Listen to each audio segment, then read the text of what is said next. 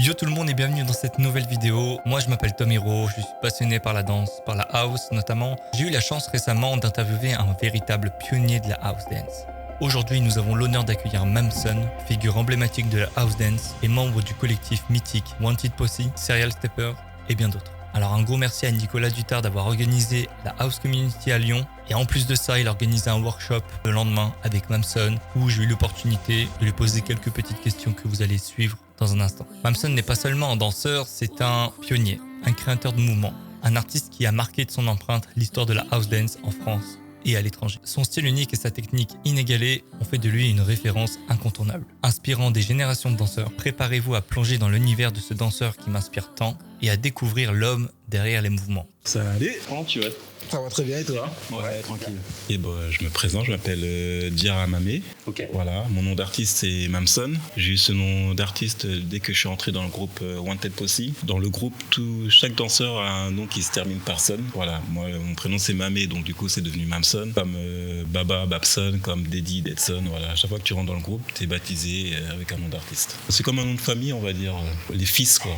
Voilà. D'accord. Voilà, mon nom d'artiste c'est Mamson. Je danse depuis 96-97. Voilà, j'ai commencé en tant que b-boy. À l'époque, c'était vraiment break, pop, lock. Voilà, il n'y avait pas trop de hip-hop, ni hip-hop new style, ni house. C'est en 98 que j'ai découvert la house par le biais de Bruce Kanji, puisqu'on habite dans le même secteur et il donnait des cours à l'époque à Champs-sur-Marne. Et ce qui commençait à évoluer en France, c'est la house dance. Donc, il m'a montré quelques steps et tout. Et après, je suis rentré en 99 dans Wanted Posse. Et c'est là que j'ai, on va dire, bien travaillé ma house avec Yuxon et Babson.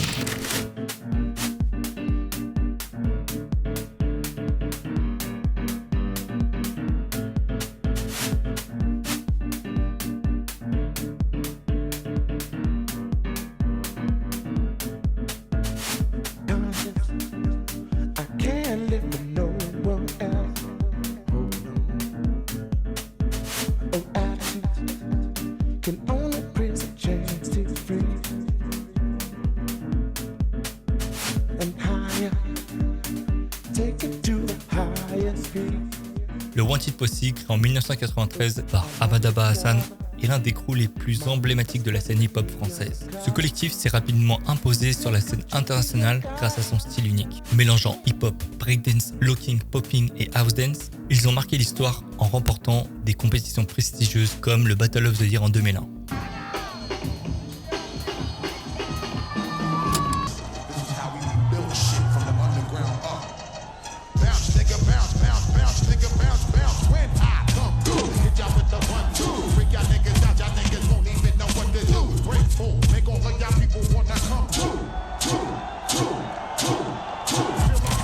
Un des événements les plus reconnus dans le monde du breakdance. Leur capacité à allier la technique, la créativité et l'émotion les a propulsés parmi les meilleurs. Dès lors, ils deviennent des acteurs incontournables de la scène artistique, collaborant avec des chorégraphes renommés comme Kamel Wally et Blanc Cali, et des artistes internationaux tels que Madonna et Robbie Williams. On les retrouve aussi dans des productions cultes comme Macadam ou Le Roi Soleil. Un battle c'est 20 minutes, donc en 20 minutes il faut bien gérer ton défi. Il ne faut pas que ça monte, ça descend, faut que ça monte dès le départ et que ça y reste. Il faut qu'on montre qu'on est là, on n'est pas là pour rigoler. Les bases pour moi du battle c'est respect, tu montres ce que tu sais faire, mais voilà, tu regardes ce que les autres savent faire aussi. Pour vous mettre dans le contexte, le crew évolue au fil des générations. La première, fondée par Batson, est composée de Yuxon, Babson et Kimson, pose les bases du style Wanted. Mamson rejoint la deuxième génération en 1999 avec des talents comme B-Boy Junior, aka Bunson. Aujourd'hui, le Wanted Posse continue de briller en compétition et sur scène, notamment avec des danseurs talentueux comme Person et Capelson, figures que j'admire particulièrement dans la house dance.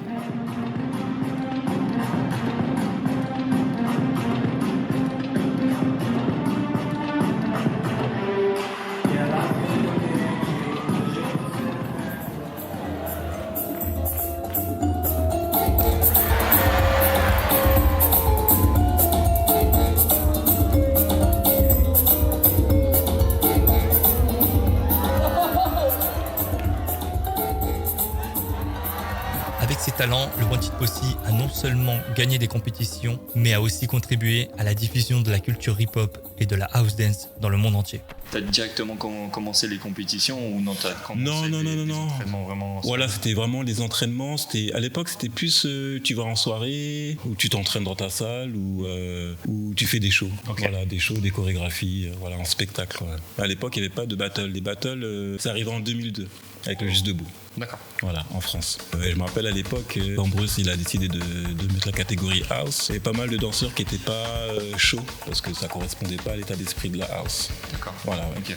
Donc il y en a qui ont participé au 2002 et d'autres qui sont mis en retrait et voir ce que ça allait donner. Bien sûr. Voilà. Et après, ça a explosé en 2003 par contre. Ça a attiré pas mal de danseurs vers la house dance. Voilà.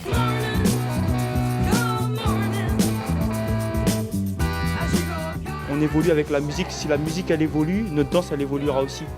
On ne se laisse pas emporter par des bases qui sont là depuis des années, quoi. On s'en sert certes, mais on évolue avec le son. Pour moi c'est ça en fait mon quête. Toujours chercher à innover. Pour toi, que représente la house et qu'est-ce qu'elle t'apporte personnellement? Pour moi, la house, elle apporte la liberté. Quand tu fais de la house dance, tu es forcément connecté avec la house music et c'est vraiment la house music qui m'a fait vraiment kiffer la house. Okay. C'est-à-dire que même à l'époque, je dansais même pas, j'entendais de la house, mais je savais pas ce que c'était. Hein. Mais je kiffais déjà. Et après, quand je me suis vraiment mis dans la culture hip-hop, j'ai écouté aussi de la house, mais c'était comme si à l'époque, t'es un gars du hip-hop, t'écoutes du hip-hop, ça fait bizarre d'écouter des sons électro, tu vois. Mais moi, je kiffais. J'étais vraiment attiré par cette musique, voilà. Donc j'écoutais aussi dans ma chambre et tout. Ma première sortie en club house, c'était au Rex. Au Rex Club à Paris. Voilà. J'étais parti avec Yuxon et tout, Yuxon, Babson, et c'est là que j'ai découvert d'autres danseurs, surtout les 7e Sens et Mich. Voilà, j'ai rencontré ces personnes-là pour la première fois au Rex. Et c'était en quelle année ça? Waouh, dès 99 par là. Okay. Il y avait aussi au Queen, et moi je suis plus de la génération Coupole. Moi c'est là que j'ai vraiment évolué dans la house, parce que j'y allais de temps en temps, mais moi je suis un gars qui m'entraîne beaucoup, voilà, vu que je suis issu du break, je m'entraînais beaucoup, mais après voilà, Yuxon et Babson me disaient ouais c'est bien beau, tu t'entraînes et tout, mais c'est en soirée que ça se passe. Et dès qu'ils m'ont emmené à la Coupole, après j'ai pu quitter la Coupole, j'y allais tous les vendredis. C'est marrant la Coupole. Ouais. À la Coupole c'était les soirées Cheers. Alors, c'était Greg Gauthier et Sven Love. Au Queen je savais pas c'était qui. À l'époque je calculais pas trop les DJ pour être honnête. Je venais, je voulais danser et voilà quoi. Moi de base je suis vraiment un mec des soirées. Et après dès qu'il y a eu Juste Debout, j'ai participé en 2002. 2003 j'ai pas participé parce que j'étais en comédie musicale en Italie. D'accord. On faisait les 10 commandements. Donc on a découvert le JD en Italie parce qu'il y avait le DVD qui tournait et on le regardait en boucle, on le regardait tous les jours. C'était un événement. Hein. Ah ouais, c'était dingue. Et c'est Yuxon qui faisait découvrir les vidéos des canneries de New York. Parce qu'il avait voyagé ou parce que... Oui, parce qu'il avait voyagé. Ouais. Okay. Il était déjà parti à New York et tout avec Babson. Et je me rappelle à l'époque, il nous montrait les vidéos, mais nous on regardait, mais sans regarder. Mais il nous disait bon, ça c'est les anciens, ça c'est Dance Fusion, ça c'est un tel, c'est un tel. On regardait, mais on était plus focalisé sur les gens qui étaient chez nous. Quoi. Bien sûr. Mais après, avec le temps, là on a dit ok, c'est eux les pionniers, c'est eux qui ont apporté ça et tout. Et avec le temps, on s'est intéressé et voilà, jusqu'à aller jusqu'à New York pour les rencontrer et échanger quoi. Ton premier voyage à New York, c'était quand? Je suis allé tard, hein. Je suis allé en 2009 avec Babson et Yuxon et tout. Et quand tu passes par New York, ta vision de la house change parce que tu vois énormément de gens danser de tout âge. Tu vois des gens de 50 ans, de 60 ans, des papas qui dansent avec leurs enfants. Et c'est là que tu dis ok, là c'est autre chose. C'est un autre monde. Ils sont ancrés depuis. Moi de toute façon après New York, ma danse elle a changé, elle a complètement changé. Et chaque voyage, que ce soit à New York ou même à Tokyo, parce qu'il y a une grosse culture house au Japon, tu t'enrichis en fait. À chaque voyage, tu t'enrichis.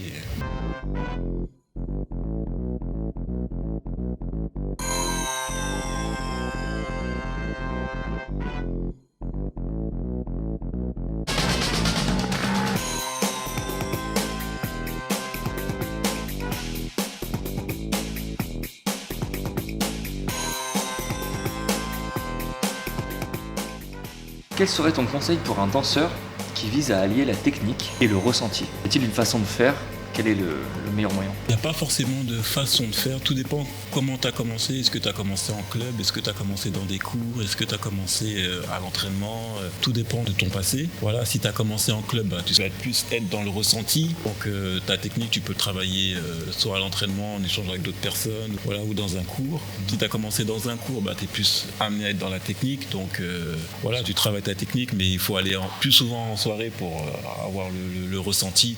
Tout dépend comment tu commences et comment tu t'entoures, tu vois. Bien sûr. Voilà, c'est hyper important. Voilà, c'est ça. C'est super important. Mais il n'y a pas une manière de faire. Quand il te manque quelque chose, tu travailles dans ton coin et voilà quoi. Mais sans pression. Voilà. Okay.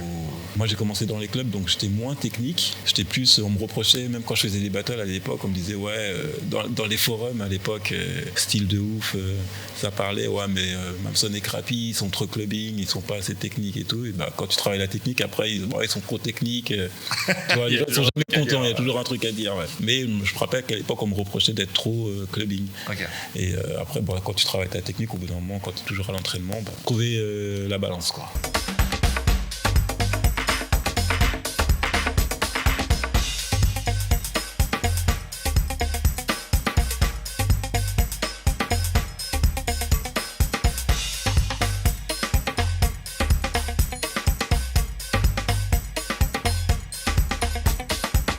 Parmi tous les battles que tu as fait, quel est celui que tu as préféré? Le battle que j'ai préféré, c'est la finale Juste Debout 2012, finale entre nous, Sarah Stepper Wanted. Quand vous faites la combine à la fin.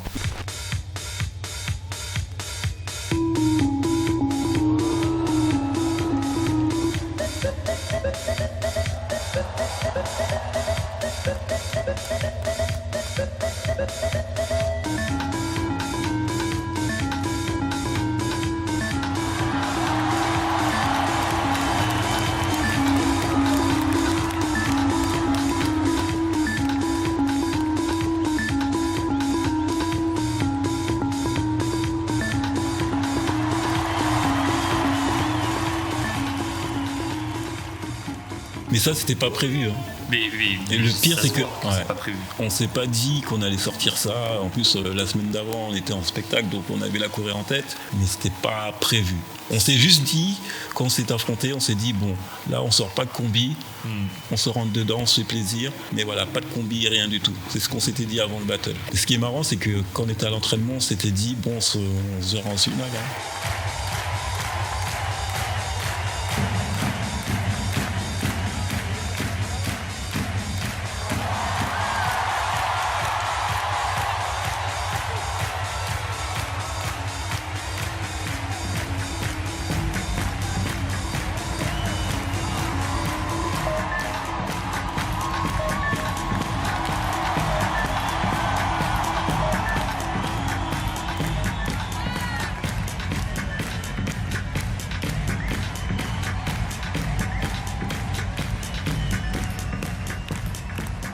On s'est dit, on se verra en finale. On avait tout calculé. Bon, moi, Baba et moi, on est partis faire le Juste Debout en Espagne. Ouais. Capella et Serge, ils avaient fait ça à Paris, les présélections à Paris, tu vois. Et on savait que si on allait se rencontrer, ça allait être uniquement en finale. Et on s'était dit, rendez-vous en finale. C'est ce qu'on a fait. C'était vraiment fort en émotion. Hein. Et c'est le plus gros souvenir que j'ai en battle. Hein. Ouais. Quel conseil tu donnerais à la nouvelle génération pour assurer la continuité de la culture house et le clubbing en France? Supporter les événements house, voilà. Hein. Pas forcément sur Paris, mais un peu partout. Par exemple, à Lyon, aujourd'hui, ce week-end-là, il y a eu un bel événement. Et je pense que l'événement s'est super bien passé parce qu'il y a des gens qui sont venus d'un peu partout. Et c'est ça qu'il faut pour chaque événement house en France. Je parle vraiment en France. Et voilà, supporter les événements et se déplacer, quoi. Pour moi, c'est le meilleur moyen. Dans l'action, quoi. Voilà, dans l'action, voilà, c'est ça. S'il y a des cours, s'il y a des battles, s'il y a des camps, s'il y a des jams, voilà, ouais. Ça va faire que grandir la communauté, oui, voilà. Donc ouais, supporter les événements house. Ouais. Qu'est-ce que t'en penses de la communauté lyonnaise? Elle grandit. Hein. Moi, je pense qu'après Paris, c'est Lyon maintenant. Là. Tu penses? Ah ouais, c'est mon avis. C'est mon avis perso, honnêtement.